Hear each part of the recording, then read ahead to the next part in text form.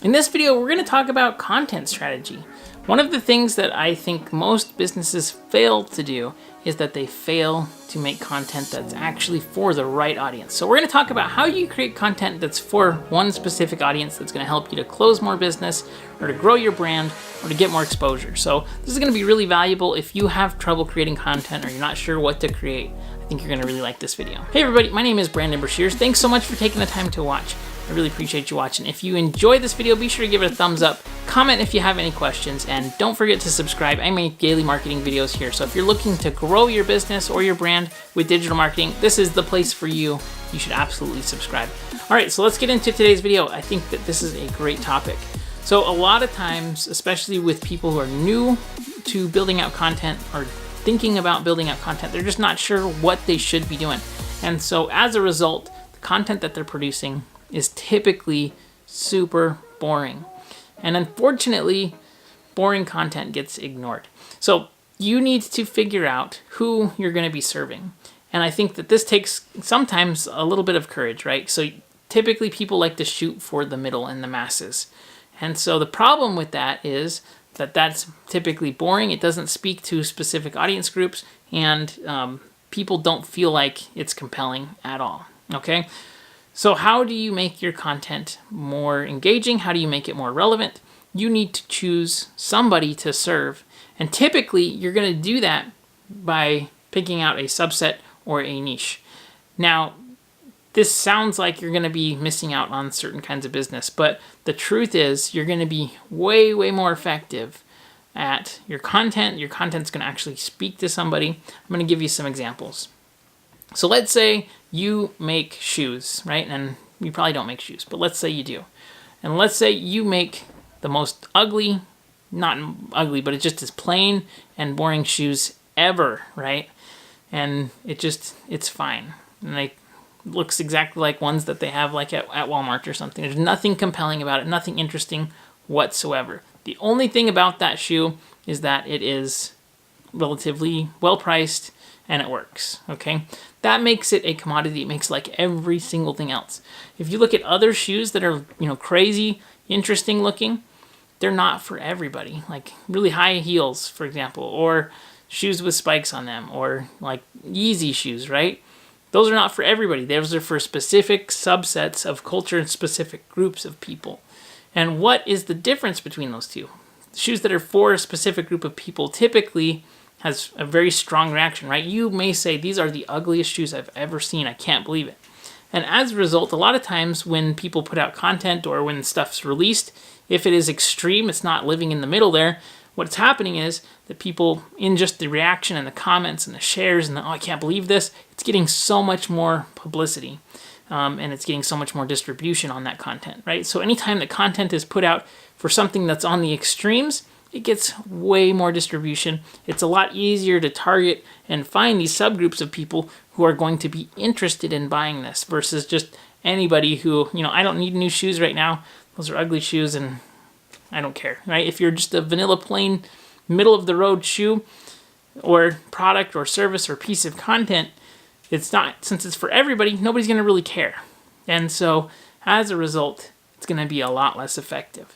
So here's a few things that you can do to try to figure out who are you creating content for and what are the things that these people are going to care about.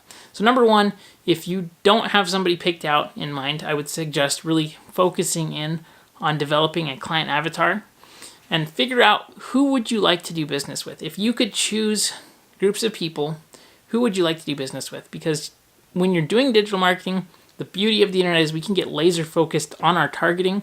We can get laser focused on the language that we use, the images that we use, and it's really cheap to create content and to get people that are going to be interested in what you have. And so as a result, you need to figure out who is your product or service for, and then we need to create content that's for them. So I want you to think really quick.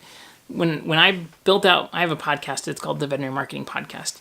And so when I decided to choose a niche, I chose this industry because I was in it and I saw that there needed to be marketing done. And so if I had just made my podcast, instead of making it the Veterinary Marketing Podcast, if I had made it just the Marketing Podcast, I would have been out there with all of the other general marketing podcasts. Now, it might have been successful because I was early to the the platform, and I think I'm a pretty good marketer and things, but having that very specific group allowed me to start from an audience that was very small and really start from zero. I had nobody when I started. I was able to get people who were searching for stuff specifically in the veterinary practices, and so I was able to just automatically be the person for the veterinary industry because nobody else was doing it. Nobody else was serving these people. And if you're a veterinarian, how much more compelling is it for you to go to the veterinary marketing podcast versus the social media marketing podcast, right?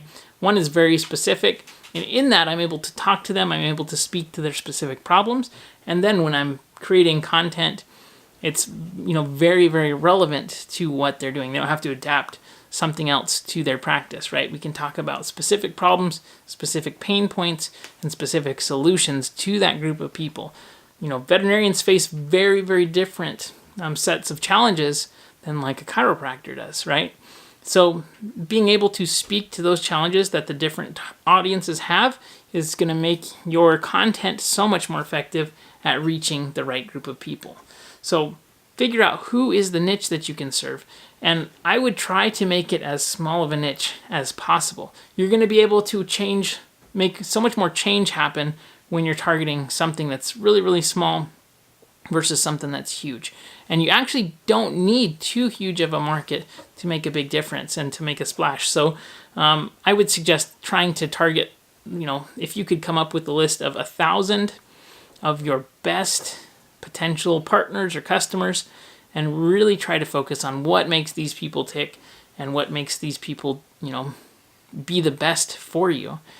It's interesting if you said, when I talk to people who are making content a lot, they say, like, I need to get huge numbers and I need to get reach and distribution. But the truth is that if you had 1,000 customers and clients for the average business that were exactly the right type of customers, you would be more busy than you knew what to do with. A lot of times, people, they don't need you don't need millions of views. You don't need hundreds of thousands of views on your content to get the right kinds of customers. If it's for the right group of people and you produce a piece of content and 10 of the right decision makers see it, or that would be business changing for most people, especially small businesses. So think about that. Who is the smallest group of people that you can be creating content for? Because you're going to be able to make so much more of an impact, and the people that you're creating for that are the right people are going to feel like it's just for them. And so they're going to have a far greater bond with you and your business. I would love to know what you think, though. What are some of your favorite targeting tools that you're using? What audience are you targeting? And I'd love to know. Thanks for watching, everybody. If you like digital marketing, if you want to grow your business with digital marketing, be sure to subscribe here. If you liked the video, give it a thumbs up and comment if you have any questions. I'll see you on the next video. Have a great day.